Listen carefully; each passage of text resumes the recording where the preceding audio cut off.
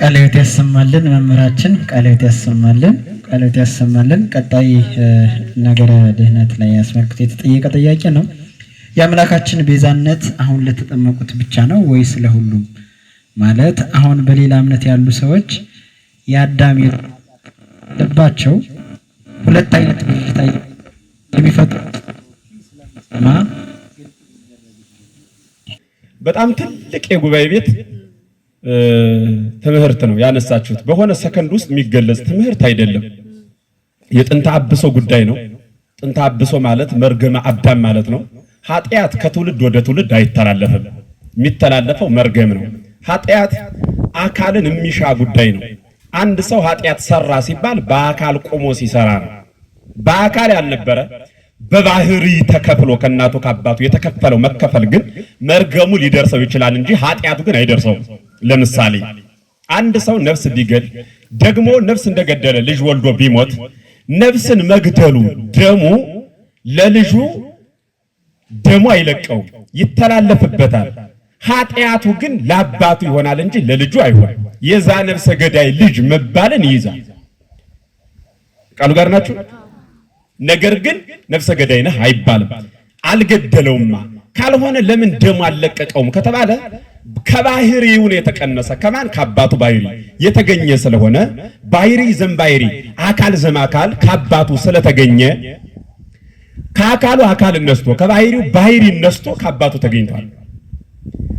አባቱን አክሎ እስከወጣ ድረስ በአባቱ ደሙ ይይዘዋል። አሁን እኛ የአዳም ኃጢአት የለብንም ፈጽሞ።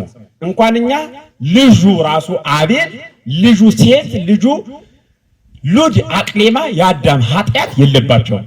ያለብን የአዳም መርገም ነው። ልብ በሉ። የአዳም መርገሙ ግን እየተንቆረቆረ አዳም የበደለ በባህሪው ነው። ባህሪው ስለበደለ ያ ባህሪ ደግሞ ተረገመ። ሲረገም እንደ ውሃ እየተንቆረቆረ ወርዶ መጣ። እንደ ውሃ እየተንቆረቆረ እና ሰይጣን በማህፀን እየተቆራኘ በማህፀን በርደተ መቃብር ርደተ ሲኦል ወይም ወደ መቃብር እንደወረድን ወደ ሲኦል ደግሞ እየወረድን እንኖር ነበረ። ልብ በሉ እንዲያ እንኖር ነበረ። ያ ጽኑ የሆነ መከራ ስቃይ ለ5500 ዘመን ሳያባራ ሲወርድ ነበረ እያልኋችሁ ያለሁት። ለ5500 ዘመን ሰው ሆኖ በምድር የተመላለሰ እነ አብርሃም እነ ይስሐቅ እነ ያዕቆብ እነ ራሔል እነ ሊያ እነ ዲቦራ እነ አስቴር ዘርዝረን የማንዘልቃቸው ቅዱሳን አበው ቅዱሳት አንስት ሁላቸው ሲኦልን ተሳልመዋት በሷም ይኖሩባት ነበረ። አዲያ ጽድቃቸው ምን ይሰራላቸው ነበር ካላችሁኝ፣ ነፍሳቸው በሲኦልም እንኳን በእድ እግዚአብሔር እንዲጠበቅ እድል ያገኙ ነበር። ከዛ ውጭ ግን የአዳም እርግማኑ በምን ምሳሌ ልግለጽላችሁ? አባታችሁ ባለሀብት ቢሆን ያን ሀብቱን ደግሞ በብድር ቢሆን ባለሀብት የሆነው በሆነ ምክንያት ሀብቱ ቢዘረፍ አባት ማይደረግ ድርጊት አድርጎ ሀብቱ ቢዘረፍ ድህነቱ ለእናንተ ይደርሳችኋል። ድህነቱ አባታችሁ የሰራው በደል ግን ለእናንተ አይደርስም። ወደ እናንተ የሚተላለፈው ድህነት ነው ማለት። የሀብታም ልጅ ሀብቱ ይተላለፍለታል፣ የድሃ ልጅ ድህነቱ ማለት። አባታችን አዳም ሀብታም ነበረ። ሀብቱን ሳያስተላልፍ ሲደህይ ድህነቱን አስተላለፈብን። ያ ድህነት የባህሪ ጉስቁልና የሚባለው ጎስቁሎ ለዘመናት ስንልወሰወስ ኖርን ማለት ነው። 5500 ዘመን ሲፈጸም ተአቅቦ ተዋህዶ በተአቅቦ ሳይፋለስ ከሁለት አካል አንድ አካል ከሁለት ባህሪ አንድ ባህሪ ሆኖ ከባህሪ አባቱ ከአብ ከባህሪ ሕይወቱ ከመንፈስ ቅዱስ ሳይለይ ወልደ እግዚአብሔር ኢየሱስ ክርስቶስ በማኅፀነ ማርያም በፈቃዱ ከሦስቱ አካል አንዱ አደረ። ሀደረን ይዘው አደረ ብቻ እንዳይሉ ኮነ ይላል። ስብዕናውን ሲያጠይቅ ሰው ብቻ ሆነ እንዳይሉ ደግሞ መለኮት መሆኑን ለመግለጽ ሀደረ ብሎ ይገልጻል ማለት ነው። ልክ እኒህ ምስጢር ኮነና ሀደረ እንደ አለቃና እንደ ጠበቃ ይጠባበቃሉ ይላል። አለቃና ጠበቃ ይለያዩ፣ አንድ ላይ ነው የሚኖሩት። ኮነና ሀደረም እንደዛ ናቸው። አንዱ መለኮቱን አንድ ትስብእቱን የሚገልጹ ስለሆኑ ማለት ነው። ስለዚህ በዚህ ምስጢር በተዋህዶ መድኃኔዓለም ክርስቶስ ተወለደና ሊወለድ ሲል ገና ከመወለዱ በፊት ያን እየተንቆረቆረ የሚመጣውን የደፈረሰ ምንጭ በሐናና በኢያቄም በኩል ቆረጠው። ከዛ ማህፀን ከተቆረጠ ጊዜ ጀምሮ ወልደ እግዚአብሔር ኢየሱስ ክርስቶስ ንጹህ ዘር ልብ በሉ ቆረጠው የሚለው እመቤታችን ከሐናና ከኢያቄም ተወልዳ ከእመቤታችን ቀጥለው የተወለዱት ልጆች ኃጢአት የለባቸውም እያልኳችሁ አይደለም። ቆረጠው ስላችሁ ጭራሹን ጠፋ ማለት አይደለም። እመቤታችን ብቻ ንጽሕት ዘር ያደረጋት ስጋውን ያን ንጹህ ስጋ ለዓለም እንካችሁ ብሉ ብሎ ንጹህ መድኃኒት አድርጎ ሊቀመመው ስለፈለገ እርሷን ንጽሕት አደረጋት። መንፈስ ቅዱስ አቀባም ከርሰ እማ የሚል እምነት ነው እኛ ምናምን። ሌላ እምነት የሚያምኑ ሰዎች አሉ። አንዳንዶቹ የአዳም ባህሪው ሲረገም ያልተረገመች ባህሪ ኑራ ያቺ ባህሪ እንደ ውሃ እየተንቆረቆረች ውስጥ ለውስጥ መጣ ከሐናና ከኢያቄም ሲደርስ ልክ እንደ ውሃ ተቀብሮ በቱቦ ሂዶ የሆነ ቦታ እንደሚመነጭ እንደሚፈነጭ እንደዛ ነው የወጣች ብለው ይናገራሉ። ይህ ፍጹም ክደት ነው። ለምን ከተባለ አንደኛ አዳም ሲረገም ያልተረገመ ባህሪ ያለው ካለ የክርስቶስ ድነት ፍጹም አይደለም ያሰኛል። አንድ ሁለተኛ አዳም ሲረገም የተረፈች ካለች ያቺ ዘር ጽንስት ናት ወይስ አካላዊት ናት? ጽንስ ሆና ነው የመጣችው ካለ ስለዚህ እመቤታ ከአዳም ጽንስ ሆና ነው የኖረች ወንድ ይጸንሳልን ያሰኛል። አይ መገኘዋን ሲያይ ነው ከተባለ ጥሩሽ እሱን ምንስማማና ጽንስ ከሆነች ለ5500 ዘመን ተጸንሳ ነው የኖረች። ስለዚህ እመቤታችን ቅድስት ድንግል ማርያም መላ ዘመኗ 64 ዓመት ሳይሆን 5564 ዓመቷ ነው ማለት ነው። ይሄ ደግሞ የቤተ ክርስቲያን አስተምሮ አይደለም። ሌሎቹ ደግሞ አይ መልአኩ ቅዱስ ገብርኤል መጥቶ ባበሰራት ጊዜ ተፈሰይ ፍሰይት ኦምሊ ተጸጋ ሲላት ጸጋን የሞላብሽ ሲላት ያኔ መንፈስ ቅዱስ መጥቶ መላባት መርገመ ስጋ መርገመ ነፍስ የለቀቃት ያኔ ነው ብለው አልፈው ደግሞ ይመጣሉ። እሱንም አንቀበልም። ቤተ ክርስቲያን የምትቀበል አቀባን ነው፣ አንጻህንም አትቀበልም። ኑሮባት አነጻት ሳይሆን እንዳይኖርባት ምን አላት ጠበቃትን ነው ቤተ ክርስቲያን የምትቀበል። ልብ በሉ ከቃሉ ጋር ናችሁ። ስለዚህ እመቤታችን ቅድስት ድንግል ማርያም እና ምንድነው ምናምነው ካላችሁ መንፈስ ቅዱስ አቀባ እንከርሰ እማ በእናቷ ማህፀን ሳለች ጠበቃት ነው በምሳሌ ሲገለጽ። በምሳሌ ልገልጽላችሁ። አሁን እመቤታችን ቅድስት ድንግል ማርያም መርገም አለባት ብለው የሚናገሩ ሰዎች ስላሉ ነው። ላቲ ስብሐት ምስጋና ይድረሳት። አንድ ሴት ቫይረስ ሊኖርባት ያገባችው ልጅ ደግሞ ቫይረስ ማለት ያገባችው ባሏ ደግሞ ቫይረስ አለበት። ሁለቱ ቫይረስ ኑሮባቸው አብረው ይኖራሉ። ሲጸንሱ ያ ጽንስ ቫይረስ እንዳይተላለፍበት ማድረግ ይቻላል አይቻልም? ይቻላል አይቻልም? በጣም ጥሩ። አሁን ምድራዊ ዶክተር የማይታየውን የቫይረስ መንፈስ ወደ ልጅ እንዳይራመድ ማገድ ከቻለ የማይታየውን ርኩስ መንፈስ በማህፀን የሚቆራኘውን ቫይረስ መንፈስ ቅዱስ በሐናና በኢያቄም ማህፀን መጠበቅ ይችላል አይችልም?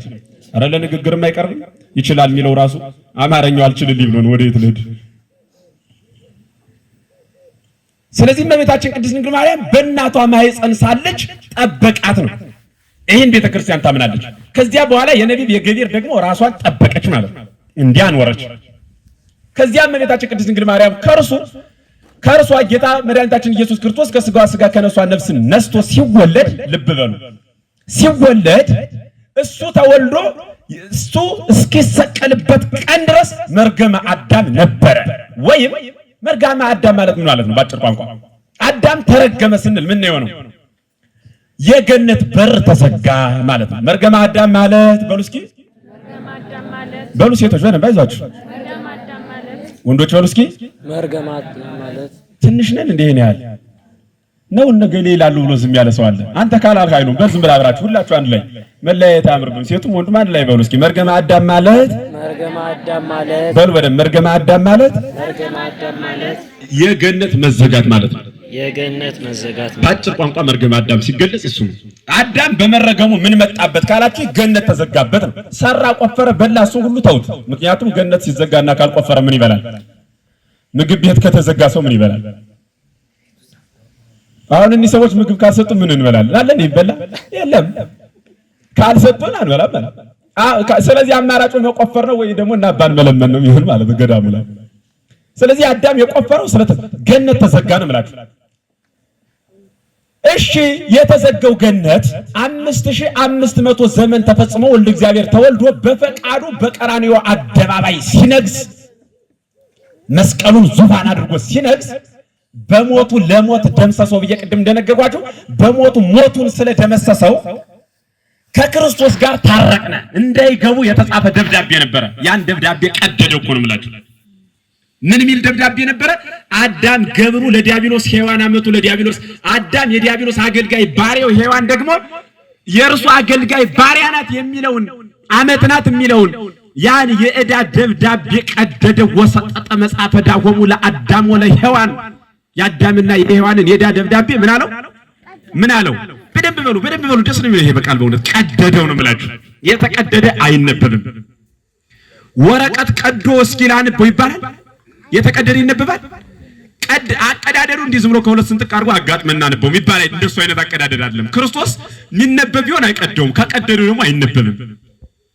ሲቀደው እንዳይነበብ ቀደደው ማለት ነው። የገነት በር የተዘጋው ከፈተው እኮ ነው የምላችሁ። ተዘግታ የነበረ እንዴ መላእክትን አቁሞ ኦሪት ዘፍጥረት ስታነቡ ምንድነው የሚለው? ዘውስተ እደዊሆሙ ሰይፈ እሳት ይላቸዋል። እንተ ትትመያየጥ የምትገለባበት ሰይፍ በእጃቸው አስይዞ ወአዘዞሙ እግዚእ ለሱራፌል ወለኪሩቤል ሱራፌልና ኪሩቤል አዘዛቸው አዳም እንዳይገባ ማለት ገብቶ ሕይወትን እንዳይበላ የሚታደስባት ያቺ የተዘጋች በር ግን መቼ ተከፈተች? 5500 ዘመን ዝግ የነበረችው መቼ ተከፈተች? 5500 ዘመን ሲፈጸም መጥቶ በመስቀል ሲነግስ ያን የተከፈተች።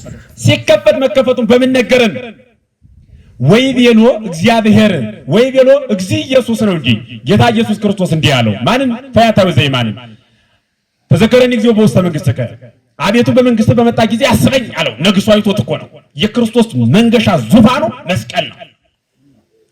መስቀል ላይ ነግሶ ሲያዩ እና ያን ቃል ሲናገረው ምንድነው ያለው? አንተ ተቀድሞ ለአዳም በውያ ውስጥ ገነት አለው። ገነትን ቀድሞ በመግባት ማንን ትቀድመዋለህ አለው? አዳምን ትቀድመዋለህ ብሎ ተናገረ።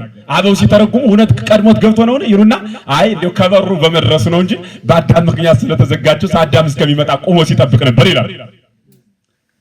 ተከፈተች ያቺ በር።